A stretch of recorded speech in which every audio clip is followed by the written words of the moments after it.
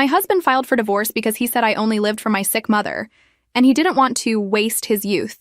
My kitchen table basically turned into a medical command center the year everything went sideways, which sounds dramatic, but I promise it was just piles of receipts.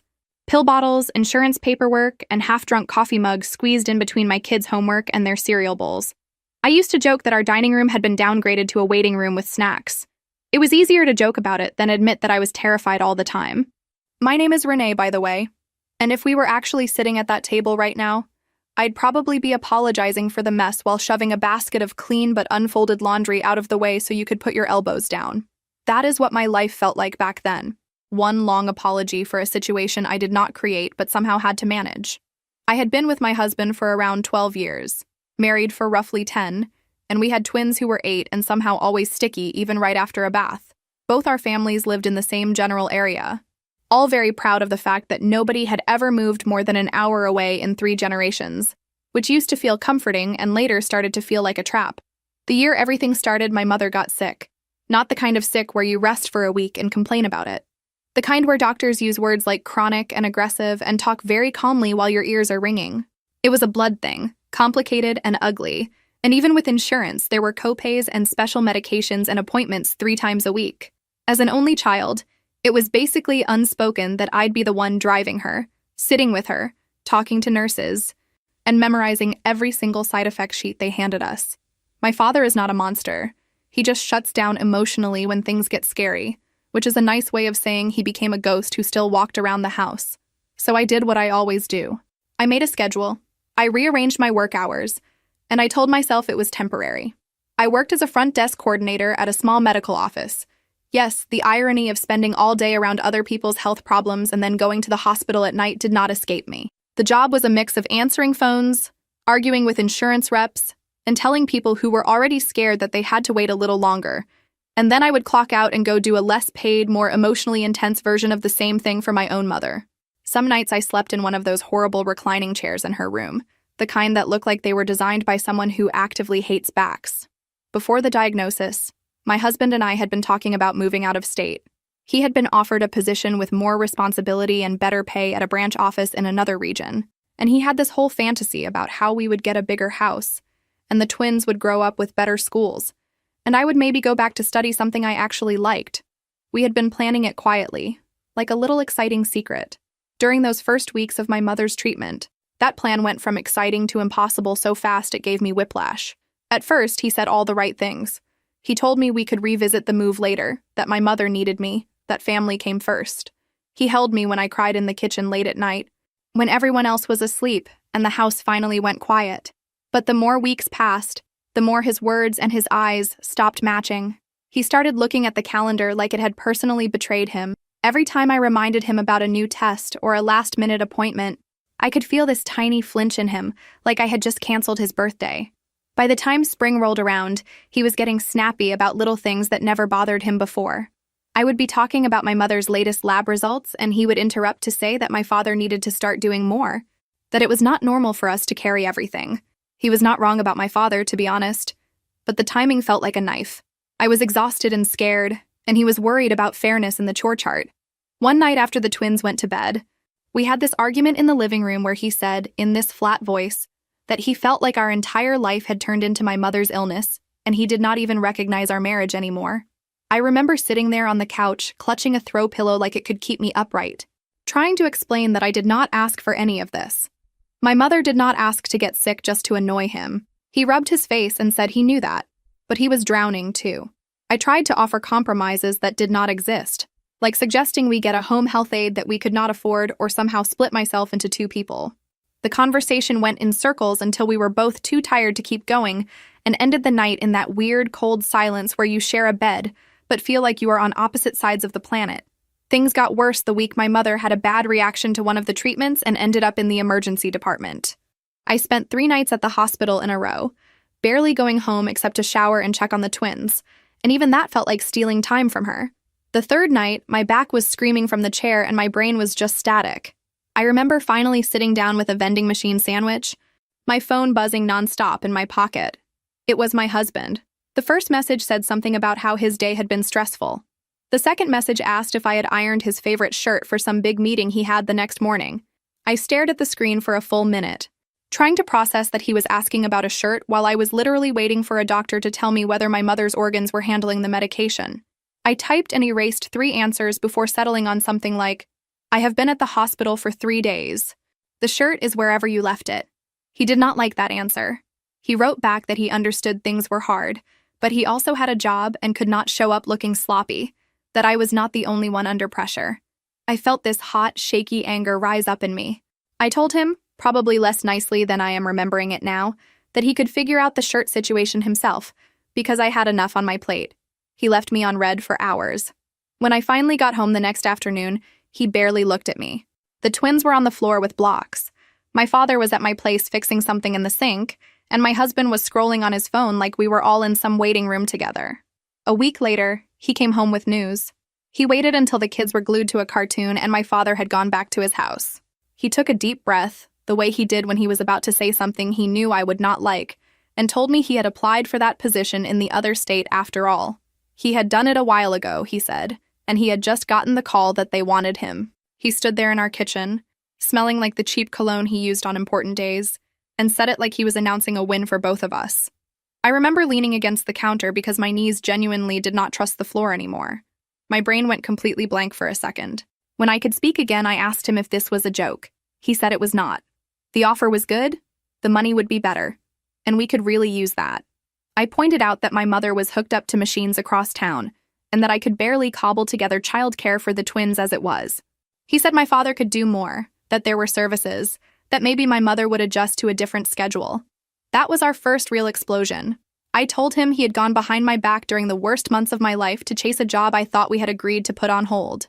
He told me he had to think about our future, and in his mind, waiting indefinitely for my mother's condition to improve was reckless. I accused him of being selfish and cruel, and he accused me of being controlling and of using my mother's illness as an excuse to keep him stuck. Those were his words. Stuck and excuse. I felt those words like a slap. At some point, he said he had already accepted the position.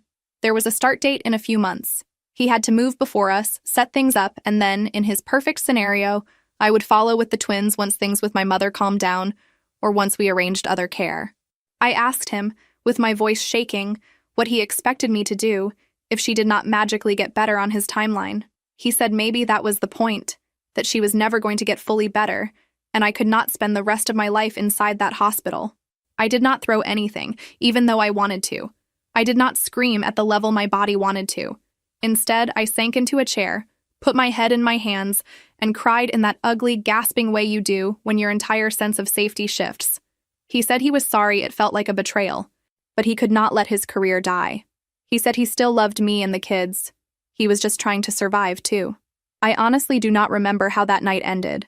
Just flashes of him sleeping on the couch and me staring at the ceiling, listening to the twins breathing in the next room and wondering how I was supposed to hold all of this without breaking.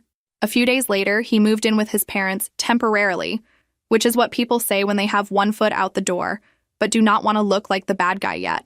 He said he needed space, that we were only fighting when we were under the same roof, that it would be better for the twins to see less tension.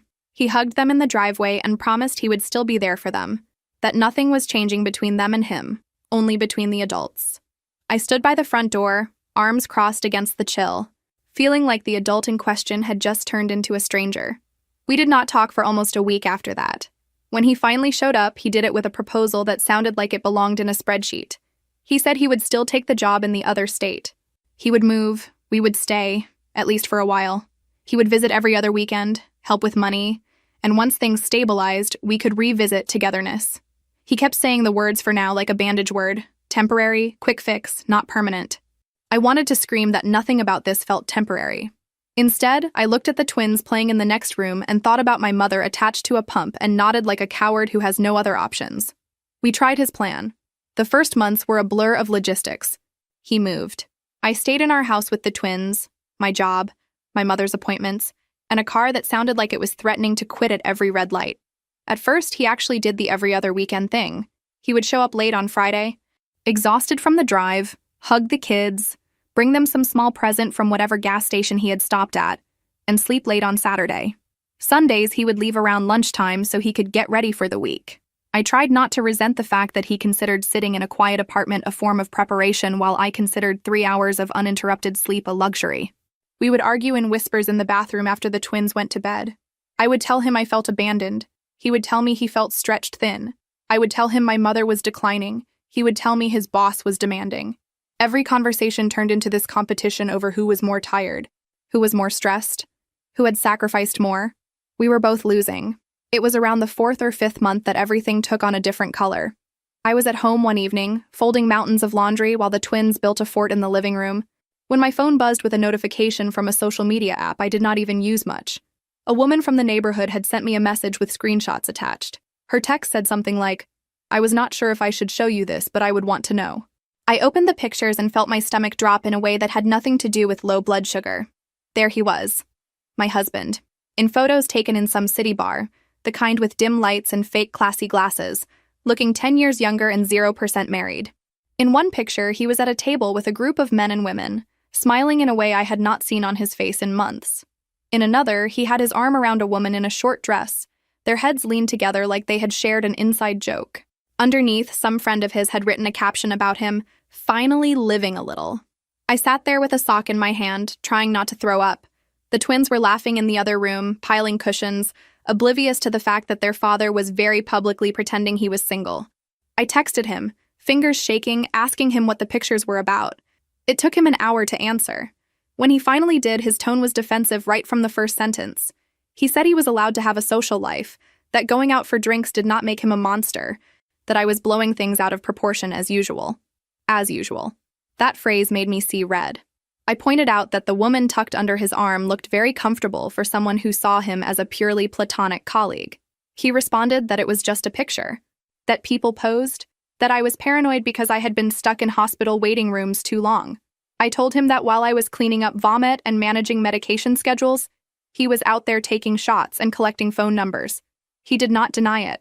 He just said we had been practically separated for months now, and he had a right to feel alive again. I wish I could say I hung up on him right then and there, but it was just a string of messages, no dramatic click. What actually happened is that I set my phone down on the table very carefully, like it was something that could explode, and went to tuck my kids into bed.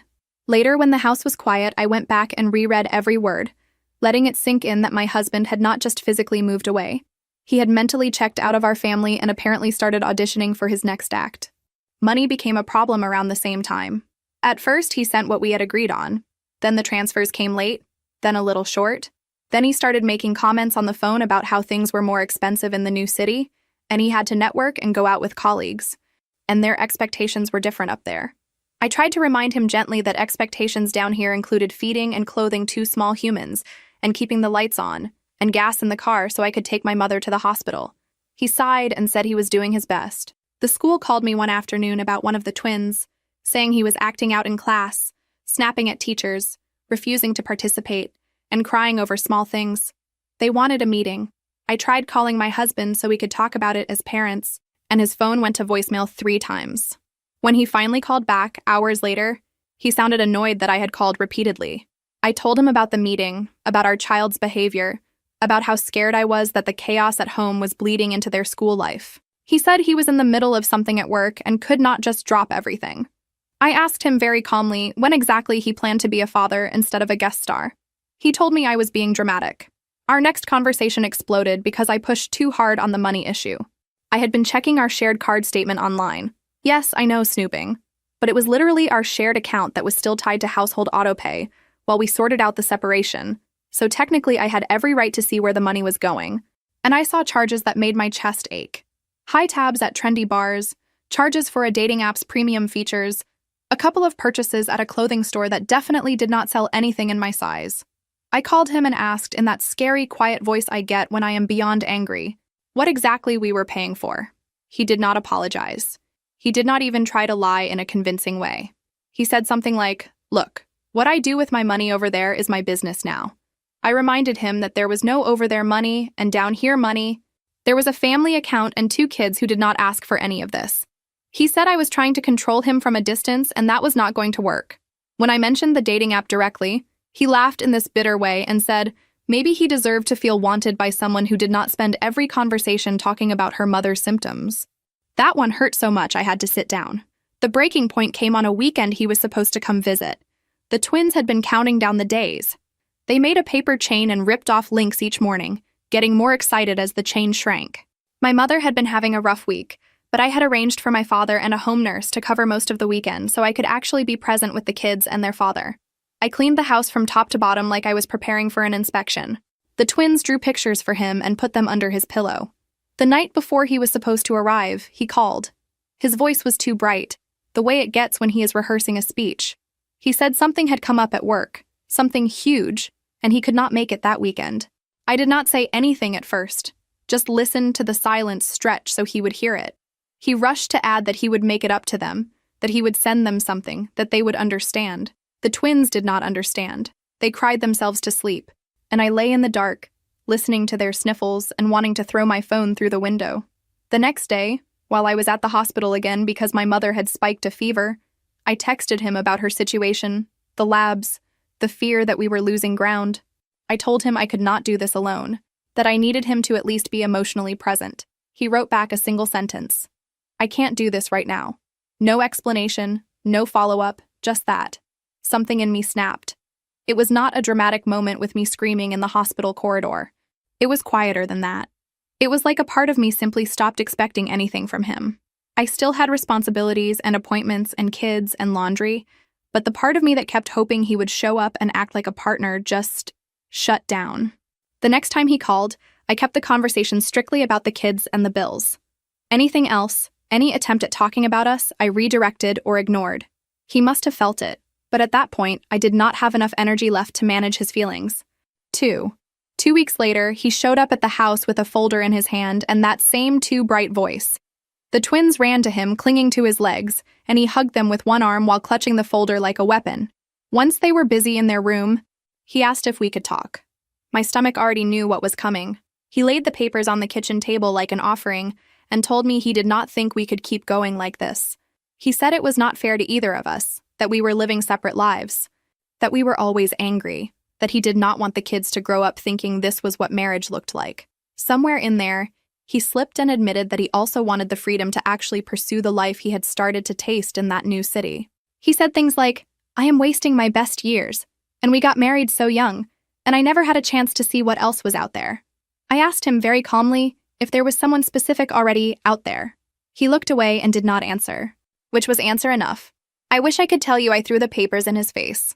What actually happened is that my whole body went numb. I thought about my mother's fragile veins, the twins' nightmares, the unpaid balance on our utility bill, and realized that I did not have the reserves for a legal war. The papers were no contest. Basic custody arrangements, child support numbers that were not generous, but would keep us from sinking completely. I knew I could fight for more, but the idea of spending months in courtrooms and offices while my mother's time was literally ticking away felt like choosing the wrong battle. So I signed. I signed even though my hand shook and the ink smudged.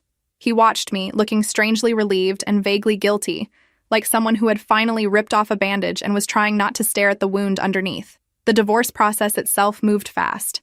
Faster than I expected. From the day he brought the folder to the day the judge signed off was about 3 months. Not the year-long battles you hear about. But every one of those weeks felt like it lasted forever. We did mediation, a couple of boring meetings where a neutral person wrote things down while we pretended to be calm adults. There was one short court hearing where a judge asked if we both understood what we were agreeing to, and I said yes, even though the only thing I understood was that everything I had counted on had turned into paperwork.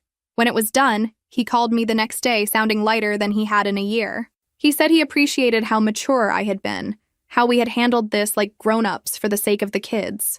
I remember looking at the phone like it had insulted me. By that point, my mother had started staying with me most weeks between treatments. It was easier to manage her medications and keep an eye on her symptoms. And honestly, my father still shut down when things got scary, so our house had become the default care center. My kitchen table stayed covered in pill organizers and appointment cards, but at least I could monitor her without driving across town 3 times a day. The twins were on the floor, drawing. My mother was asleep in the other room, and my father was fixing a broken cabinet door in the kitchen. I mumbled something polite and hung up, then went to the bathroom and cried quietly so nobody would feel like they had to comfort me. The months after the divorce were some of the longest of my life. I had to explain to the twins what was happening in small, age-appropriate pieces that still shattered them. One of them started waking up almost every night with nightmares about being left places, at school, at the grocery store, at their grandparents' house. The other one became clingy in this way that made brushing my teeth alone feel like a luxury trip. My mother's condition stabilized slightly but was still unpredictable, which meant the hospital trips slowed down but never stopped. My father and I developed a tag team routine where he would handle mornings and I would handle afternoons or vice versa, depending on my work shifts. At school events, people would look at me with this tilted head pity that I started to hate. Some of the other parents had seen my ex's new life online. Nobody said anything directly, but I caught whispers and quick glances. One woman pulled me aside to tell me she had run into him at a restaurant in the city, laughing loudly with a group and looking like a different person. She said it like she was complimenting his glow-up. I smiled and nodded and then cried in my car in the parking lot. My father was quietly furious. He did not yell. He just made these short, tight comments whenever my ex's name came up, about responsibility and character and people showing their true colors under pressure. My mother, when she was lucid enough, would squeeze my hand and say she was sorry, as if her illness had somehow caused my marriage to collapse. I had to keep telling her it was not her fault, even though a small, cruel part of me wondered if we would still be together if she had never gotten sick.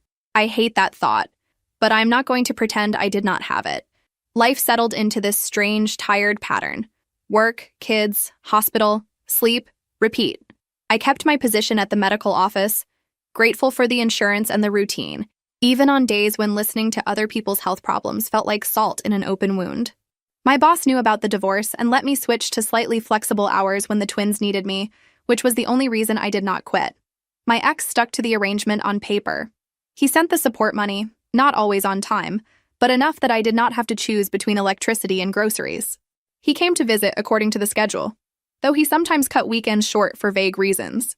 The twins learned a new normal where they had a house with me and occasional weekends with him in whatever new apartment he was renting.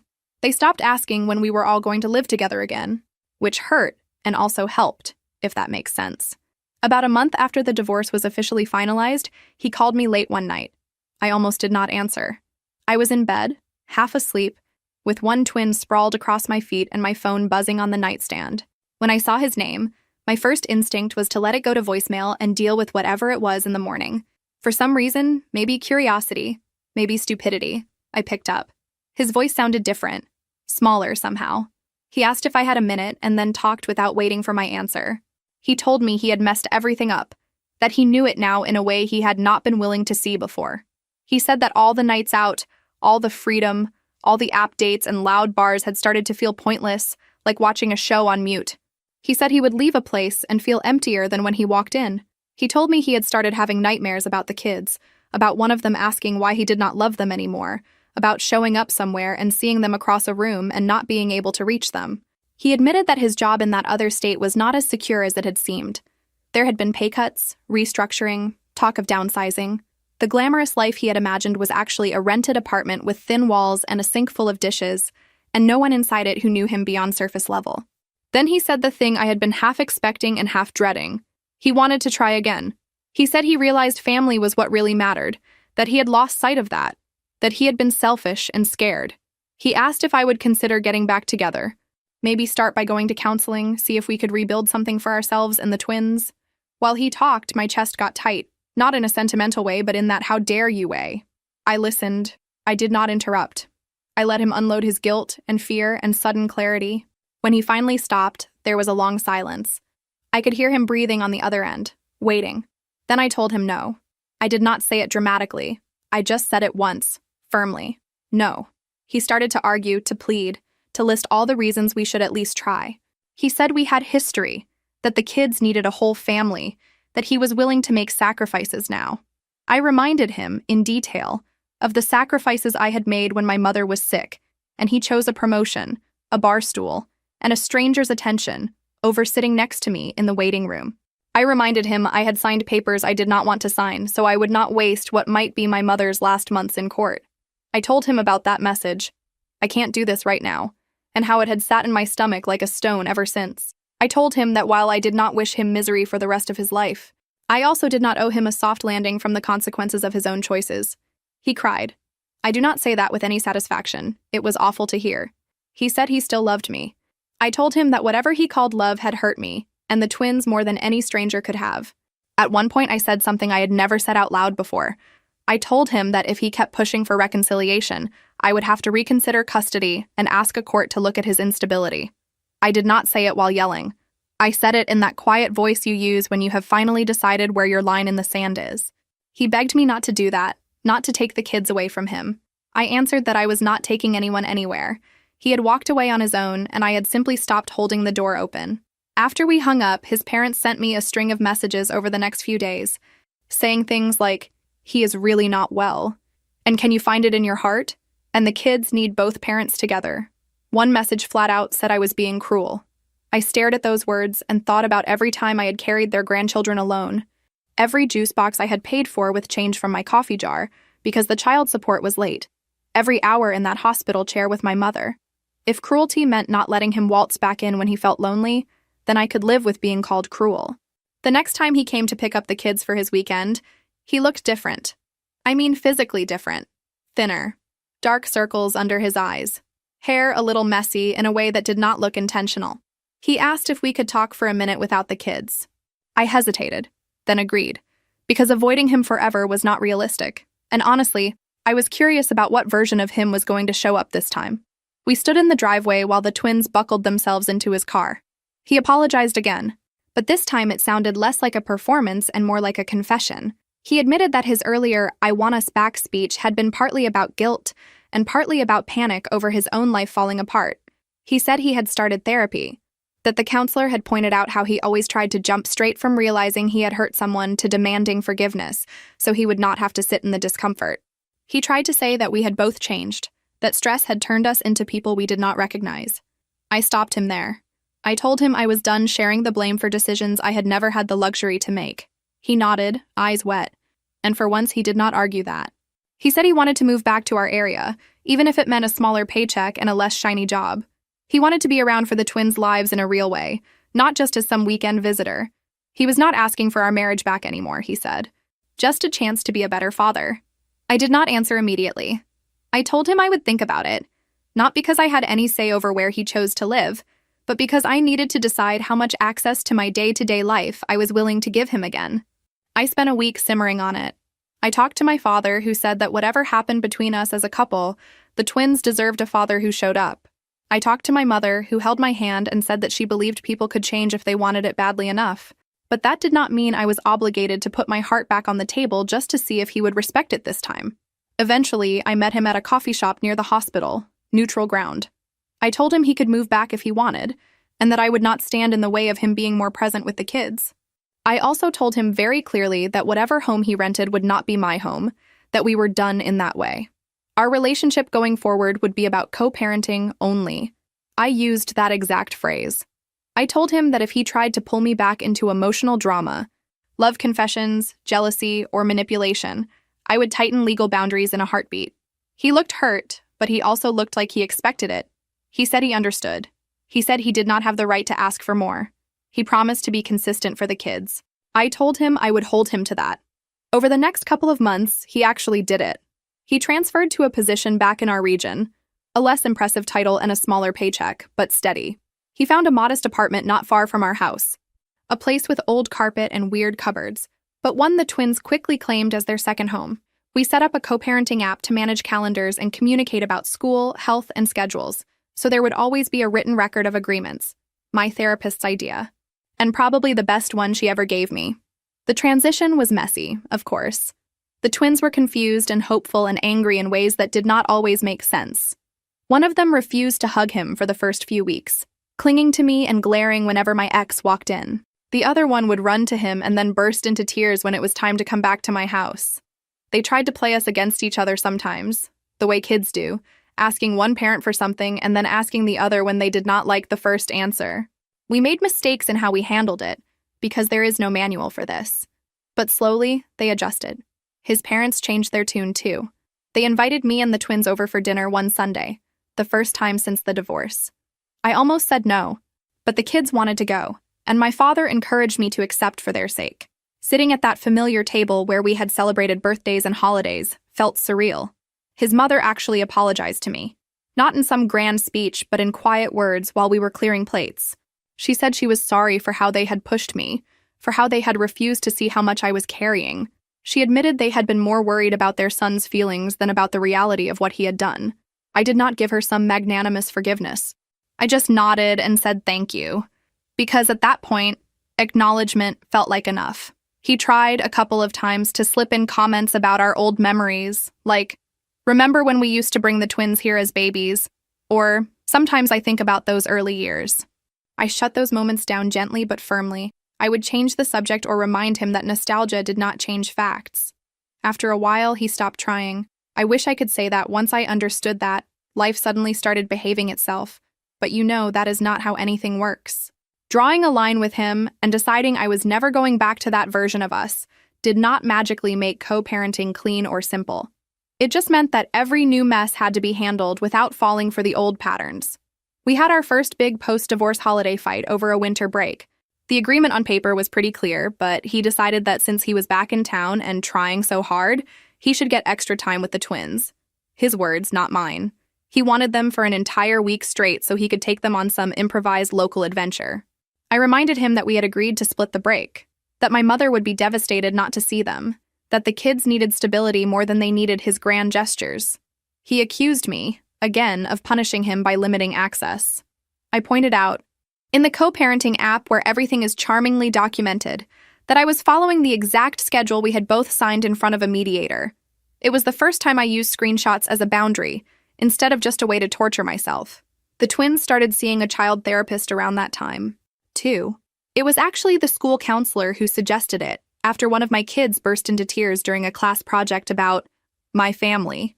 The therapist's office had soft chairs and a sand tray and shelves of little toys, and my kids treated it like some strange mix between a playdate and a test. The therapist told me privately that what they needed most was honesty and consistency. No big fake smiles, no pretending things never happened, just clear explanations and predictable routines. My ex bristled at first when he heard about it. He took it as a silent accusation that he had damaged them. I mean, yes, he had, but I reminded him that refusing help out of guilt would only hurt them more. Eventually, he showed up for a couple of sessions, sat in a small chair that was not made for his ego, and listened to his children tell him they were scared he would leave again. There were still moments when I almost slipped, like the night he was over 30 minutes late for a pickup and did not answer his phone.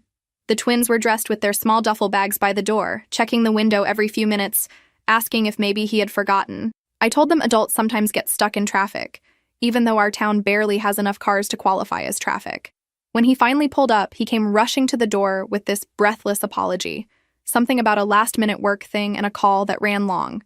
Old me would have flooded him with my anger right there, listing every way his lateness had hurt the kids and me. New me sent the twins to the car and stepped outside. I told him he could not treat their time together like an optional meeting. I told him that if he was going to be late, he needed to say it before the pickup time, not after. He apologized again and tried to reach for me, not physically, but with that familiar tone, the one that used to pull me into arguments and emotional marathons. I did not engage. I stood on my own porch, arms crossed, and said, "This is about them. If you cannot respect their time, a judge can help you figure out your priorities." It was not a threat I wanted to act on, but I needed him to know that I was not bluffing anymore. He nodded, swallowed whatever speech he had loaded, and left. Around half a year after the divorce, I met someone. I was not looking. Honestly, the idea of dating made me tired. It happened because one of the nurses at the hospital introduced me to her cousin at a community event, a man who had also been through a divorce and had kids close in age to mine. He was quiet, kind of cautious in his body language, like someone who had been burned and was still getting used to holding his hands near the fire again. We started by texting about small things, then having coffee, then watching our kids play at the park while we awkwardly navigated the newness. His name does not really matter here. What matters is that he treated me with a basic level of respect that felt so foreign, I almost did not know what to do with it. He asked about my day and actually listened to the answer. He showed up when he said he would. He never made me feel like my mother's illness or my kids' needs were inconveniences. He understood, without me having to explain, that if my mother landed in the hospital again, dates would be canceled and sleep would be rare. The twins were unsure at first, which was fair. I did not introduce them right away. I kept him separate from that part of my life until I felt confident he was not just another temporary storm. When I did finally let them meet him, it was at a park, in broad daylight with ice cream and an escape plan in my pocket. He talked to them about their favorite games and asked them questions without forcing anything. Later that night, one of the twins said, "He is nice, but he is not my dad." And I said, "I know, and that is okay. He does not want to be." My new relationship was not some perfect fairy tale either. There was this expectation, in other people's eyes at least, that because my ex had been such a disaster at the end, the next man who treated me decently would automatically feel like a dream. Real life is not that simple. We had our own awkward arguments. The first time he canceled a date because his own child was sick, I felt this flash of panic that had nothing to do with him.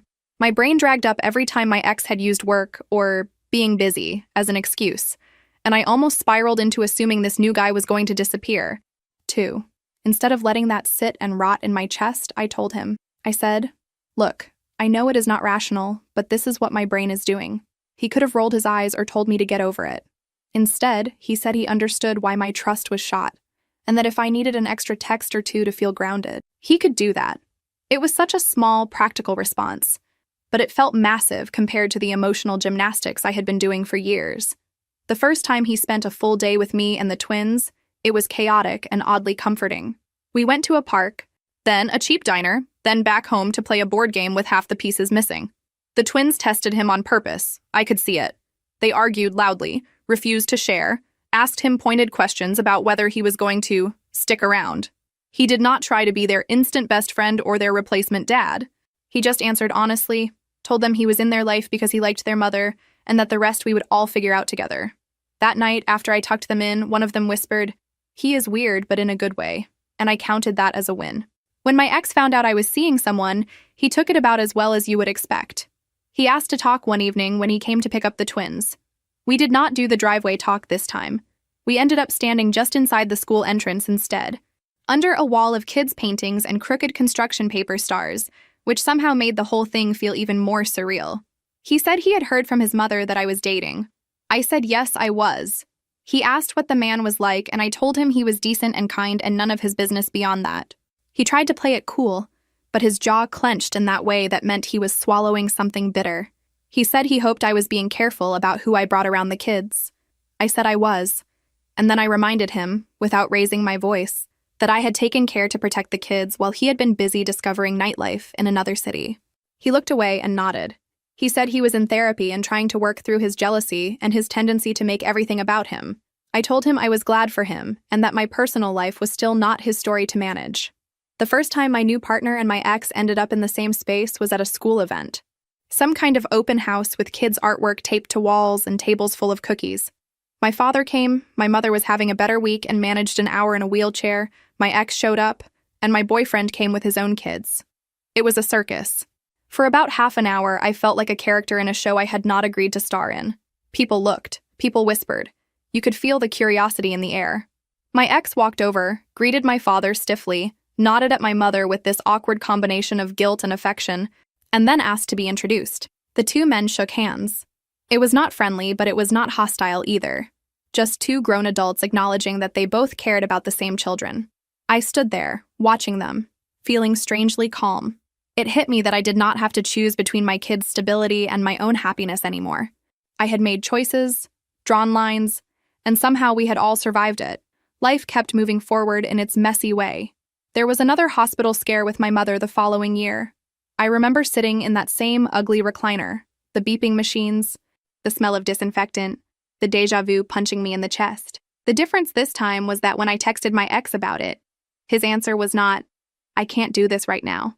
He said, "Do you need me to keep the twins an extra night so you can sleep?" And then he actually followed through.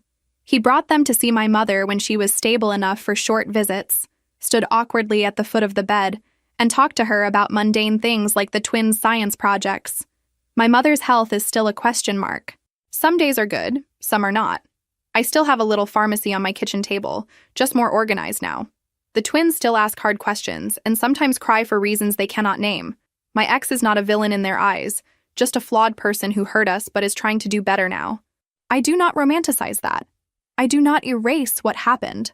I also do not spend my energy wishing he were suffering somewhere. The truth is less dramatic. He is living with the consequences of his choices, just like I am. People sometimes tell me I am strong, which makes me want to laugh and also cry.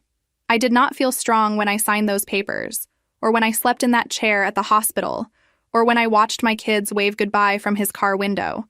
I felt cornered and exhausted and very small, but I kept going. One appointment, one late bill, one school meeting at a time. I learned how to say no without writing an essay afterward. I learned that I could love my kids fiercely, love my mother, and still refuse to set myself on fire to keep everyone else warm. And whenever I think for a second that maybe I was too harsh, that maybe I should have forgiven more or tried harder to glue something back together that was already in shards, I remember that text. I can't do this right now. I remember all the nights I did it anyway, even when I did not want to, even when nobody thanked me. That is when I remind myself that drawing a line is not cruelty. Sometimes it is the only way to stop bleeding. It did not erase the times he had failed me before. Nothing will. But it added a tiny layer of proof that he could at least be decent now, inside the boundaries I had set. I let myself appreciate that without letting it turn into some grand narrative about second chances. It is a weird thing, learning to accept help from someone you also refuse to take back. His parents had their own learning curve. Even after that quiet apology in the kitchen, old habits died hard. There were times his mother would make a small, pointed comment about my boyfriend, calling him the man you are seeing, in this careful tone like she was talking about a questionable pet. Once, when the twins came back from a weekend at their grandparents' house, one of them repeated something she had said about how real families stay together and work things out. I called her. I told her she was free to have whatever opinion she wanted about divorce, but she was not allowed to push guilt onto my children for something they had no control over. She cried, of course, and said she had not meant it that way. Maybe she had not. Maybe she had. Either way, the next time they hosted the twins, they stuck to neutral topics like school, pets, and weather, and I was fine with that. Eventually, my ex started dating someone too. The twins mentioned it first, casual and brutal the way kids are. They came home talking about the woman who brought the snacks and how she had a dog and wore very bright nail polish. My stomach did a little twist that surprised me. It was not jealousy, not really. It was more this complicated mix of protectiveness and, honestly, relief. If he found some kind of emotional distraction that did not involve trying to drag me back into our old mess, that could only help. We had a conversation about it on the porch one day. I told him I did not need or want details about his romantic life, but I did need to know who was spending time alone with my children. He agreed to introduce us in a neutral setting before she became a regular presence around them. The introduction was awkward, obviously. She seemed nice enough, nervous, clearly aware of the history she was walking into. I did not grill her. I did not warn her. I just watched how she spoke to my kids. She knelt to their level, listened when they talked, and did not try to bribe them with gifts. That was enough for me. There were still late nights when the weight of it all felt like too much. I would be sitting on the couch after everyone else in the house had gone to bed, the television flickering quietly with some show I was not really watching, and my brain would replay everything. The diagnosis, the text messages, the papers, the driveway fights, the school events with their weird social choreography. Sometimes I would catch myself stalking my own past, rereading old threads I should have deleted, looking for the exact moment things broke so I could convince myself I would see it coming next time. My therapist told me that there is no magic moment, just a collection of tiny choices that add up. She said healing is not about pretending those choices never happened, but about choosing differently now, even when your nervous system is screaming that familiar chaos is safer, because at least you know its rules. I hated how right she was, and also clung to it when I was tempted to answer one of my ex's longer, nostalgic messages with more than a neutral co-parenting response. So no, my life did not wrap up in some tidy moral lesson. There was no single day when I woke up and thought, yes, now I am fully healed. Thank you for coming to my inspirational talk. It was more like this slow accumulation of tiny, boring victories. Turning my phone face down during dinner and not checking to see if my ex had written something provocative. Saying no to extra shifts when my body was clearly begging for rest, even if the electric bill scared me. Letting my boyfriend see me ugly cry over something small because it had poked an old bruise, and not apologizing afterward for being too much.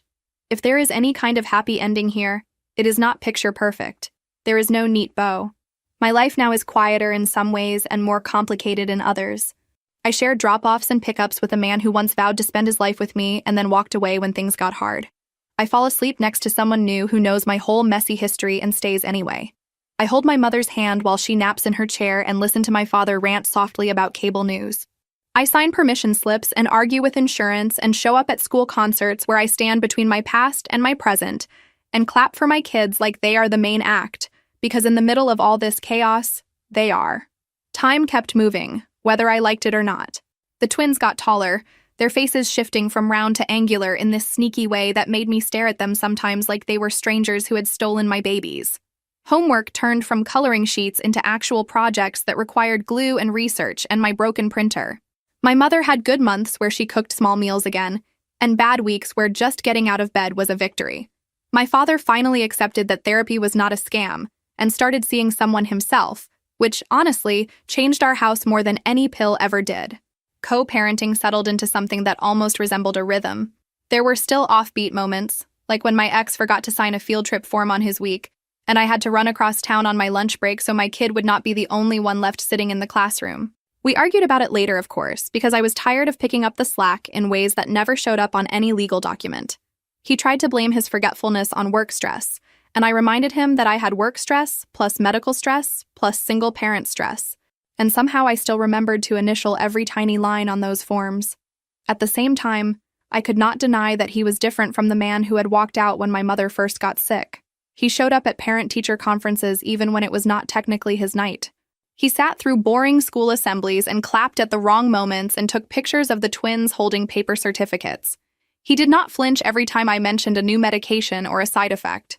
Instead of shutting down, he would ask practical questions like, "Do you want me to take them this weekend so you can sleep after her appointment?" And then actually follow through. It was confusing, seeing that version of him coexist with the one who still lived in my memory, the one who had said he could not do this. My boyfriend became less of an extra and more of a main character in our everyday chaos. He learned the twins' inside jokes and the noises the car made when it needed a tune-up. He joked with my father about sports neither of them really watched, and helped my mother reach things from shelves without making her feel like she was fragile glass. We had our own rough patches, like the first time we discussed moving in together, and I realized my whole body tensed at the idea of sharing a space with any man again. We did not rush it. He did not sulk about my hesitation. He said, "I am not trying to replace anything. I just want to build something that does not require you to constantly brace for impact." That sentence made me cry harder than any love declaration could have. The twins noticed the differences too. One of them drew a picture for school where the assignment was, "My home," and he drew both houses, mine and their father's, with arrows back and forth. In the corner, he drew my boyfriend and labeled him, "the guy who makes us pancakes." When I asked him about it, he shrugged and said, "He is not like a dad, he is just like extra support." And I had to go to the bathroom for a moment, so I would not sob into his crayons. There were still triggers that caught me off guard. A random scene on a show where a wife gets blindsided by a move, a casual comment from someone about sacrificing for family, a hospital hallway that smelled exactly like the one from the night my husband told me about his job offer. Some days I handled it by taking a deep breath and letting it pass. Other days I handled it by ugly crying in the shower and texting my best friend a stream of half-coherent messages that she answered with heart emojis and, "You are allowed to be mad about it forever." You know, I used to think that healing meant I would stop being angry one day, that I would wake up and feel nothing when I thought about the worst moments. Now I think healing looks more like having room for other things alongside the anger. I can be furious at who my ex was back then, and also honestly grateful that he eventually stepped up for the kids. I can feel sad about the life I thought we were building together and also be genuinely happy when my twins come home excited about something they did with him, or with my boyfriend, or with my parents. It does not have to be one or the other all the time. So when I tell this story, sitting at my messy kitchen table or on my worn-down couch, I am not trying to ask anyone to pick sides. I am not here to nominate myself for sainthood, or him for villain of the year. I am just trying to lay it out the way it happened. The parts where I stayed too long, and the parts where I finally left. The pieces where I tried to hold everything together, and the pieces where I let some things fall so others would not. Because if there is anything I learned from watching my mother fight for every single day, it is that you do not get extra time just because you are polite about your own suffering. I am still that woman who kept going when someone told her they could not, but I am also someone new now. Someone who understands that loyalty without boundaries is just self-destruction with a nice outfit on. Someone who can sit across from her ex at a school event, pass him a program, and talk about their kids without secretly hoping his life has fallen apart. Someone who can hold her partner's hand in a grocery store aisle while her child throws a tantrum over cereal and laugh instead of worrying about whether she is being judged as a failure. I do not have some inspirational conclusion to give you. There is no neat sentence that wraps this all up with a lesson you can embroider on a pillow. All I have is this. I survived the version of my life where everything revolved around someone else's comfort. And now I am in a messier, freer version where my comfort actually counts too. The bills still come, the hospital still calls, the kids still fight over who got the bigger slice of cake. My ex still makes choices I do not always agree with. My boyfriend and I still argue about stupid chores. My parents still drive me a little crazy. But when I look around, even on the bad days, it feels like my life, not just something that is happening to me while I am busy keeping everyone else upright. And that, for me, is more than enough.